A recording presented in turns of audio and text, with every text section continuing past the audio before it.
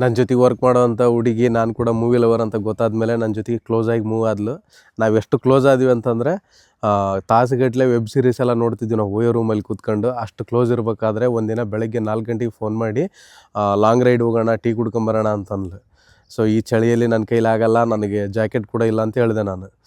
ನಾನು ಹಿಂದೆ ಇರ್ತೀನಲ್ಲ ಅಂತ ಹೇಳಿದ್ಲು. ಈ ಹುಡುಗಿರು ಎಷ್ಟು ಸೆಲ್ಫಿಶಾಗಿ ಥಿಂಕ್ ಮಾಡ್ತಾರೆ ನೋಡ್ರೆ. ಹಿಂದೆ ತಾವು ಇರ್ತಾರ, ಬಟ್ ಗಾಡಿ ಹೊಡ್ಯೋರು ನಾವು. ಆ ಚಳಿ ನಮ್ಮನ್ನು ಕಲಸ್ ಮಾಡ್ತೈತೆ.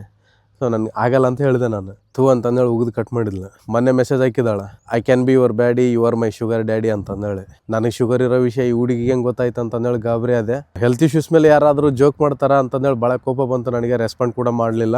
ಸಡನ್ನಾಗಿ ಇವತ್ತು ಮಾರ್ನಿಂಗ್ ಮೆಸೇಜ್ ಹಾಕಿದಾಳೆ, ನಾಳೆ ನಾನು ರೆಡ್ ರೋಸ್ ಕೊಟ್ಟರೆ ನೀನೇನು ಮಾಡ್ತೀಯಾ ಈ ಲೌಡೆ ಅಂತಂದೇಳಿ ಹಾಕಿದಾಳೆ. ನನ್ನೇ ಲೌಡೆ ಅಂತೀಯ ನೀನು ಅಂತಂದೇಳಿ ಬಾಯಿಗೆ ಬಂದಂಗೆ ಬೈದು ಬಿಟ್ಟಿನಿ. ನಮಗೆ ಬರಲಾರ್ದು ಬೈಗಳನ್ನು ಹೇಳ್ರಿ, ಕಲೆ ಬಿದ್ದು ಬೇಯ್ದು ಬಿಟ್ಟಿನಿ. ನೀ ಸಿಂಗಲಾಗಿ ಸಾಯ್ತಿದ್ದು ಹೋಗಂತಂದೇಳಿ ಬ್ಲಾಕ್ ಮಾಡಿದ್ಲು ನನಗೆ. ಈಗೇನು ಹೇಳೋದು ನಮಗೆ ಸಿಂಗಲಾಗಿ ಸಾಯ್ತಿದ್ದಿ ಅಂತಂದೇಳಿ.